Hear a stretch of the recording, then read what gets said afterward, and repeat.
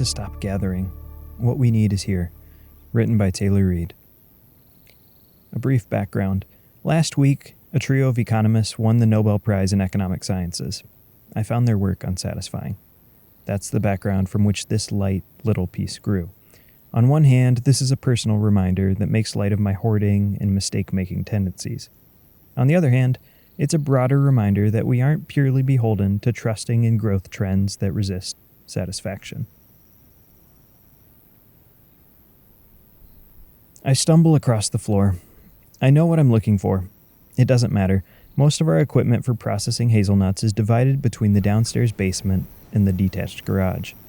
Finding equipment in both locations entails swimming through stuff. To take a step in the right direction, something must be lifted and set on top of something else. Take footsteps gingerly and heed angles with care, as the old shimmy presents risks to limbs. This stuff, all of this stuff, it's a bit of a stress, especially now as a seasonal race presents itself. The race to get all things under cover and hopefully sorted a bit before snowfall. These snows will cement things in place for at least a handful of months. That cold, still, and soon arriving moment will be a very different time than the thick of the harvest rush a couple of weeks ago was. Still, I'm rushing now, and was rushing then. If I gathered a bit less, things would likely be easier. Have you ever tugged on a hazelnut holding fast to a hazel shrub or tree? It's a bit like a hop, a sticky, resinous emerald bulb. You can check for nut maturity on the American hazels, Corylus americana, in our yard by slipping open the overlapping ends of the husk, dividing the leafy green, and peering inside to see if the nut is loose. If it's still joined to the husk, even if you prod it with your thumb, it's not quite ready. If it shifts easily, if you can shake it like a little maraca, it's good to go. In that case, the pressure's on. You're racing chipmunks, squirrels, blue jays, and more. Out of caution, I check on the resinous bundles frequently, but more than once, I've missed a day. More than once, by the next morning, the tree so recently ornamented with hazelnut clusters has been stripped. I browse the bare branches while the bushy rascals chitter away. Chipmunk, don't you have enough? Isn't it time to be content? For whatever reason, they don't listen to me. Different hazelnut varieties ripen at different rates, and there will be more chances, as we have a few different types at our place. Eventually, I do manage to procure a respectable harvest. That's what brings me to the basement and garage. I'm looking for the drying screen, or the dehusking setup, or the oil press, or the nut cracking tool. There are a lot of little steps, a lot of little tools, but they all get used. When I have time away from work and home and caretaking, when those elusive stars align, I enjoy heading out to see what I can gather. Maybe this means hazelnuts or autumn olives, maybe mulberries or firewood, but often it means leaving our place for the thrill of thrift stores, garage sales, and auctions. I'm good at collecting stuff. Taylor, don't you have enough? Isn't it time to be content?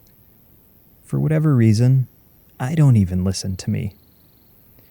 Read Cheating Entropy, an article from Mortis and Tenon magazine, issue number 19, about Chris Havey's work, and you'll find that Chris is an antiquarian, and more specifically, an architectural salvage expert. He dismantles, collects, and catalogs historically significant bits and bobs, from hearth masonry to structural lumber, all sourced from abandoned, dilapidated, and otherwise disappearing structures on the East Coast.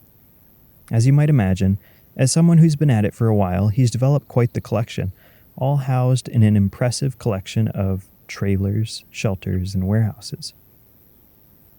He's aware of his own hoarding tendencies. He makes the case in the write-up that at some point, you have to stop worrying about perfection. It's too easy to fall into the hole of infinite collecting and tinkering with historical accuracy as an excuse. You have to start working with what you have if you want to preserve anything as a whole, rather than bits and pieces. He puts a fine point on the principle by sharing a quip about a friend of his. This friend dismantled and stored an entire home in his grandmother's backyard. He cared so deeply that the touches and techniques of reusing the materials were period appropriate that the work never happened. The whole thing rotted into the ground. The chipmunks are embedding their own work in the soil. They know winter is coming, they know when it's time to gather, and they understand why they're stuffing caches and burrows with food. It all gets used. There's no hoarding for the sake of hoarding. Even the hazelnuts they store away and seemingly abandon fulfill a purpose, as evidenced by the new hazel shrubs popping up within our garden and other random spots. A simple coffee batch brewer lives in our basement most of the time.